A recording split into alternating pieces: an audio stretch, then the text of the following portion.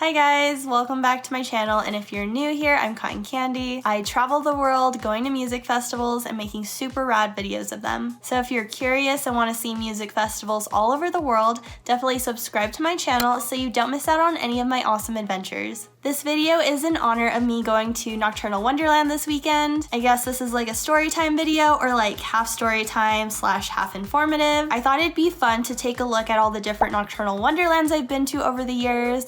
And see, I'm rocking my Nocturnal Wonderland hoodie from 2017. Nocturnal is super special to me. It was my first ever Insomniac music festival all the way back in 2009, which was 10 years ago. Crazy, right? I also went in 2015 and 2017. I missed last year, but I'm ready to go back again this year. So yay, story time, let's go all the way back to my first ever Insomniac festival in 2009. Nocturnal Wonderland used to be held at the NOS Event Center in San Bernardino, California. The NOS Event Center is still a really popular venue for Insomniac festivals. They still hold Escape there every year and Beyond Wonderland and a bunch of other events too, like Audiotistic and BassCon and Bass Rush events. I couldn't find the full lineup for this year. 2009 was a long time ago. I do remember obviously being way excited for Pendulum and Ferry Corsten. I love classic trance, that's what I grew up on. It was my first massive, which is what we called like big raves back then, because up until then, all of the raves I went to were like actual underground kind of raves. So this was a legit massive, like it was this huge venue and it had all these stages. There were carnival rides, it had an amazing lineup. It went until like 4 a.m. But I swear, if I can remember correctly, like we were sitting on the grass. If you guys have been there, you guys know that there's grass with like a little pond area. We were sitting there until the sun came up. So I don't know what was going on. No one wanted to leave the party and it kept going until the daytime. Yeah, I went from underground raves in just like this dark room with like minimal lighting and a DJ and like nothing really fancy to this venue, the NOS Event Center. Again, there's like a little pond and a bridge and grass, and they decorated like all the trees. Everything was themed. Insomniac has honestly always gone above and beyond with their decorations to make you feel like you're in this whole new world. I did get rave married to my boyfriend at the time on that bridge, and this is how I got my name Cotton Candy. His name was Oxy and my name was Cotton, and together we were Oxycontin. Yeah, that didn't last long. I was like 14 or 15 and that relationship lasted like a week. But the wedding was so cute. Like we had a huge crowd, our friend married us, everybody like cheered. It was so much fun. It doesn't even matter that we didn't make it that long. It was all about the experience, and I'll never forget that moment in my history. My next Nocturnal Wonderland was Nocturnal 2015, and it was actually the 20th anniversary. It was no longer at the NOS Event Center. It was held at the Glen Helen Regional Park in San Bernardino, which is where it's held now. I loved the venue, and since it was the 20th anniversary, they made it 3 days instead of 2. It was honestly the best year in my opinion. It was my favorite Nocturnal. In my almost 13 years of raving, I can honestly say it was one of my favorite festivals of all time. It was so amazing, I'll like never forget it. I absolutely adored the lineup this year. They were not screwing around. Like Insomniac came to play for the 20th anniversary. It was like a mini EDC. It had literally so many different genres. They even had a BassCon stage that year, and you know I'm all about hard dance music, but on top of that, Darren Styles was on the lineup, and you know how much I love Darren, so I could not miss it. It was also the Wasted Penguins' first time ever playing in the United States. I remember saying if they ever came to America, I would not miss them. So I didn't. They're honestly the main reason that I went, because I made a promise to myself and I made it happen. They killed it, by the way. Like I've seen Wasted Penguins a bunch of times since then, and nothing will ever compare to that set the first time I saw them at Nocturnal. I remember Datweekas threw down and Darren Styles back-to-back Gammer. That set was obviously lit as fuck. This was back in the day when I don't think any of us said lit. That's so weird. Yellow Claw, I was like a big into Yellow Claw in 2015. This was when they still had MC Busy, I think his name was. Yeah, I think his MCing was kind of controversial at the time,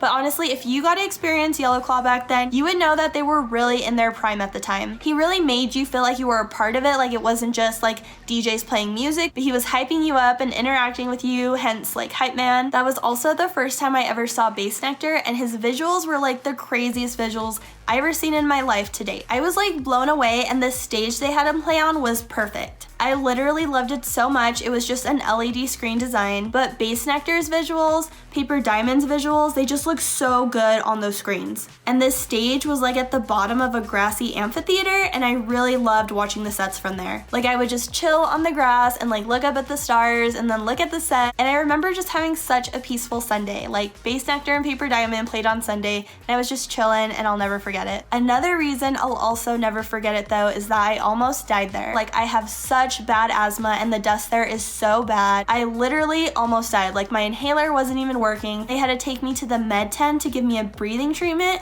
and they literally saved my life. It sucked though because I got really sick and I was in a lot of pain by the last day, so it almost ruined it for me, but it didn't. I said almost, and like I said earlier, it was definitely my favorite nocturnal of all time. Fast forward to Nocturnal Wonderland 2017, which was my last nocturnal that I attended. Nocturnal 2017 was interesting. It was the year that they made the change in theme. So it used to be like Nocturnal Wonderland, like a dark Alice in Wonderland theme, and that year they changed to like the nocturnal animal theme. So that's what this year was from. Yeah, the theme now is nocturnal animals, and they really embrace like a black light theme, and it's really colorful. Looking back at the lineup for Nocturnal 2015, like I just did not love the Nocturnal 2017 lineup. Like in 2015, it was so diverse. It had house, trap, big room, trance, drum and bass, dubstep, hardstyle, happy hardcore, and 2017 just seemed really limited in diversity. They also downgraded in size from when I went in 2015. Like the whole amphitheater part of the festival, the one that had that really cool stage, the LED screen, yeah, that whole stage and amphitheater was gone. And because it downgraded in size, all of the stages were like more closely together, and the sound bleed was horrible. It was like the worst sound bleed I ever had to experience in my life. Luckily, if you were really close to a stage, you could mostly hear that stage and it was good. But the camping that year, I was a huge fan of. It was actually my first time camping at a festival,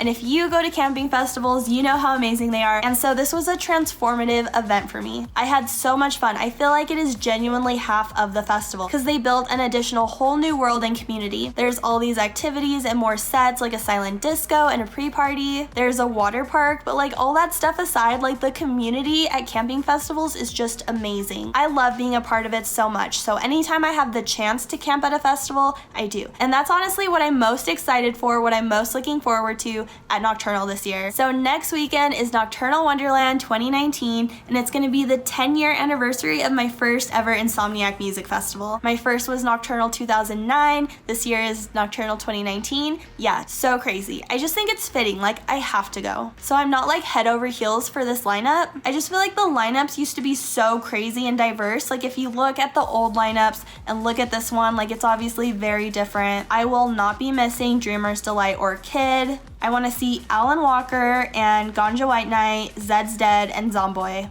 If you have any recommendations out there on who I should see on this lineup, please let me know, because if not, I'm probably just gonna walk around aimlessly and go with whatever sounds good at the time. Honestly, I'm just really excited to be camping again. Like, I just love camping festivals. Like I said, the stages Nocturnal had for 2017 were a little disappointing. Like, there was just nothing special about them to me. However, I was looking at pictures from last year in 2018, and they honestly look a lot better. And it looks like they may have even expanded the festival too from when it was in 2017, and everything was really small and close together. I'm obviously camping, so if you're going to Nocturnal, you'll probably see me around the campsite. I do have a camping checklist video on my channel for anyone who's going to Nocturnal. I want to make sure you don't forget anything, so definitely check it out. I will be doing meetups, probably one in the campsite and one in the festival. Times and places to be determined, but I will post about it on social media and make a video when I decide. So just follow me and keep an eye out for that info. Also, let me know if you have any questions about Nocturnal and I'll try to help you out. Like I said, I didn't go last year, so my experience is a little outdated, but if I don't know the answer to something, don't worry, I won't lead you astray. If I don't know the answer, I'll just tell you that I don't know.